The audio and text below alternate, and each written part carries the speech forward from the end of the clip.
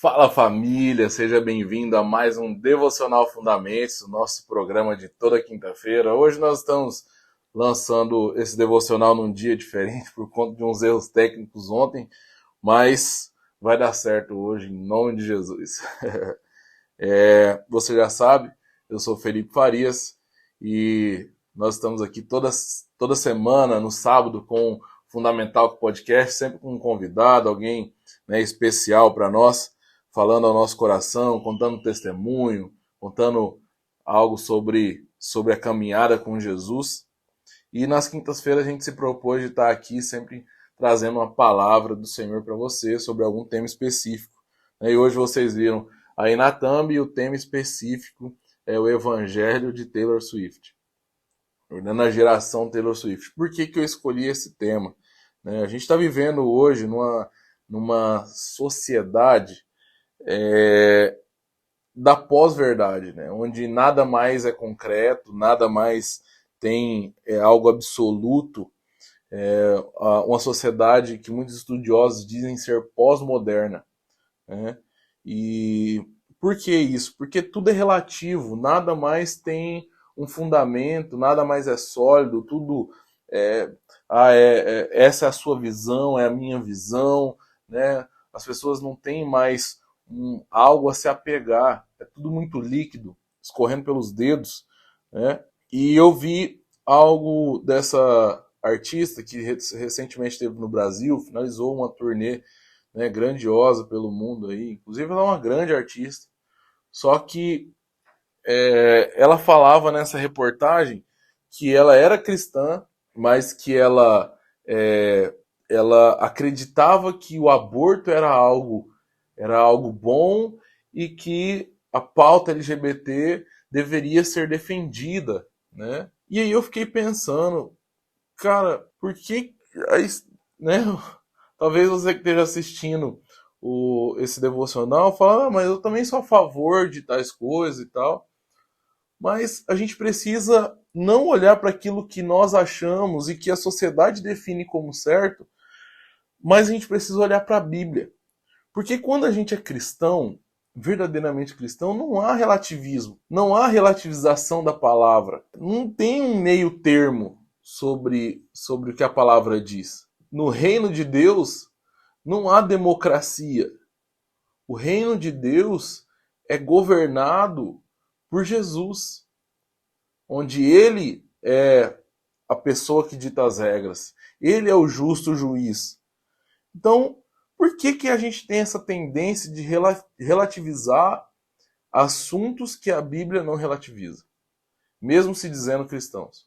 Porque uma coisa é eu falar que eu sou, né, eu não acredito em Deus e pronto, acabou, e eu vivo as minhas regras. Agora, quando eu digo que eu sou cristão, eu estou dizendo que eu sou seguidor de Jesus Cristo. Eu, no mínimo, devo acreditar nas coisas que ele acredita. E por que nós relativizamos a Bíblia da forma que nós relativizamos hoje? É sobre isso que eu quero falar. Então, pega a sua Bíblia e bora lá.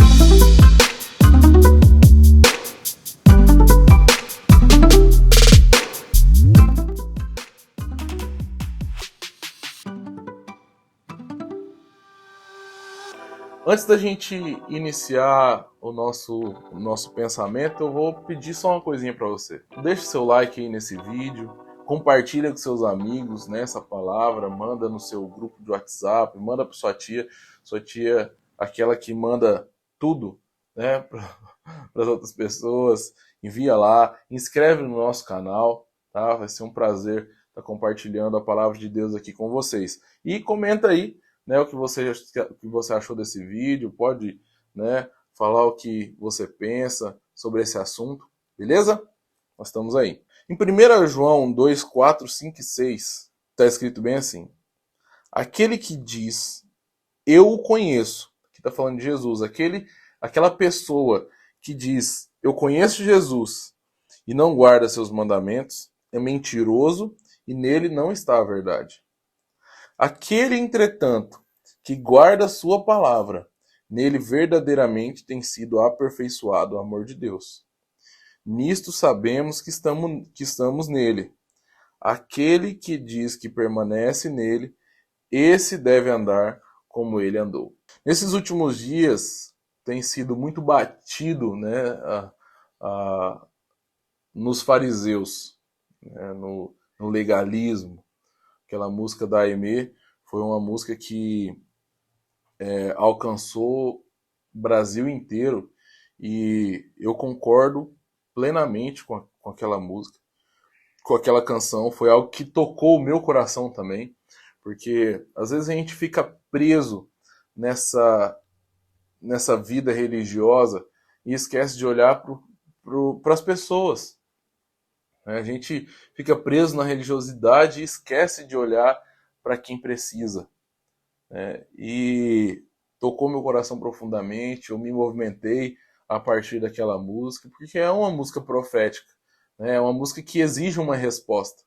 E talvez seja por isso que muitas pessoas ficaram bravas, né? Muitas pessoas não gostaram, né, dessa música, mas é uma música que exige uma movimentação e exige uma resposta, né? Então, muito se bateu nessas pessoas nesses últimos dias. Qual que era o problema real deles? Qual que era a raiz do problema desses fariseus?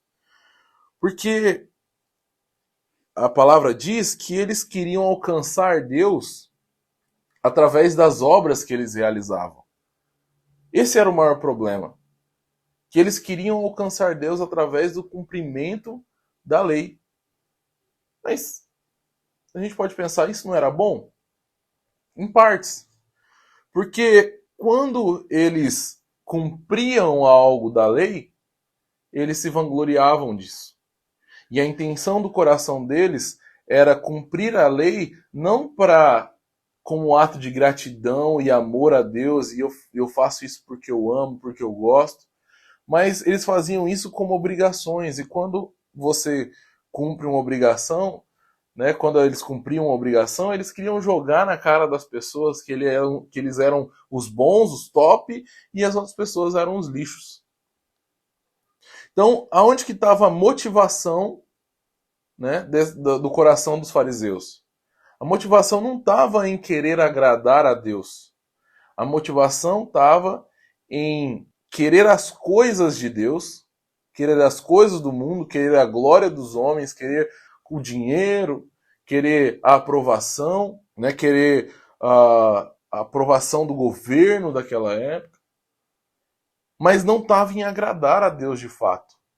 Esse era a raiz do problema. Mas, às vezes, quando a gente ouve essas coisas, a gente tem uma tendência de ir para outro extremo, que é o extremo onde eu digo que eu sou cristão, né? Eu digo que eu acredito em Deus, mas eu não cumpro nada do que ele fala. Muitas das vezes eu falo que eu sou cristão, mas nunca pego uma Bíblia para poder ler e ver qual que é a vontade de Jesus. Porque se a gente pega a Bíblia e busca nela as nossas fraquezas, né? Eu vou olhar para a Bíblia agora para, né, às vezes abro a Bíblia, um versículo, né, esporádico. Assim, vou abrir aqui para ver o que Deus quer falar comigo. A gente vai achar que a Bíblia conta a história nossa. E de fato, ela conta a história nossa, mas não à luz dos nossos problemas. Ela conta a história de Jesus. De Jesus Cristo. Se a gente pega a Bíblia de Gênesis e Apocalipse, ela converge para uma pessoa, que é Jesus Cristo. Não é sobre nós, é sobre ele. E quando acontece isso, a gente forma um outro grupo de pessoas que Lutero, né, que é o pai da Reforma Protestante, vai classificar como antinomianistas.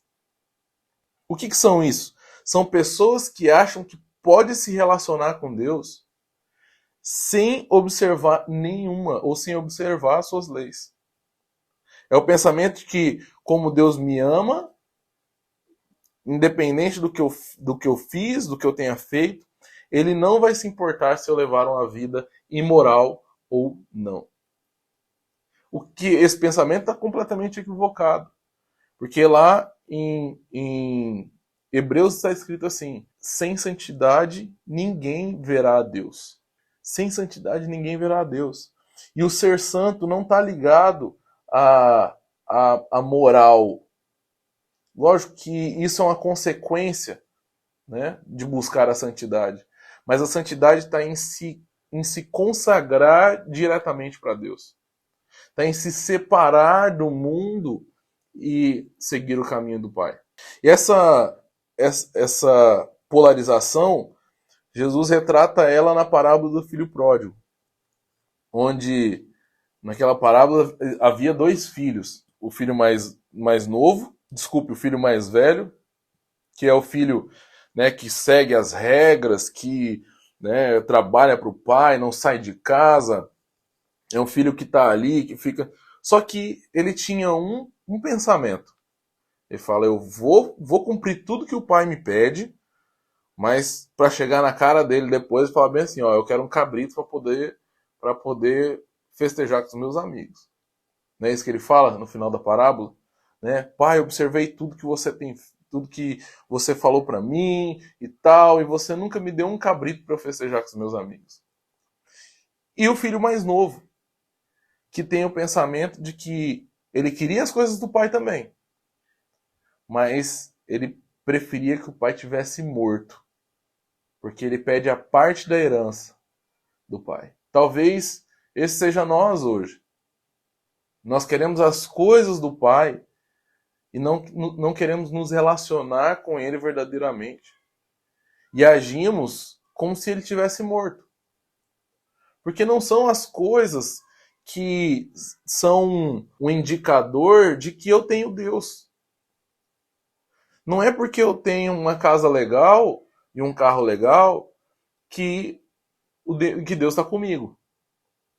Quantas pessoas eu vejo, isso aqui, cara, Deus me deu, né? Isso aqui foi Deus que me deu, mas é um dinheiro sujo de sangue, é algo que não, cara, que a forma que a pessoa ganhou aquele dinheiro, com certeza Deus não agrada, ou a forma que ele tem a atenção dos filhos, com certeza não é uma forma que Deus se agrada, mas fala, não, eu sou cristão. Que tipo de cristão é esse que nada se difere dos pagãos, vamos dizer assim?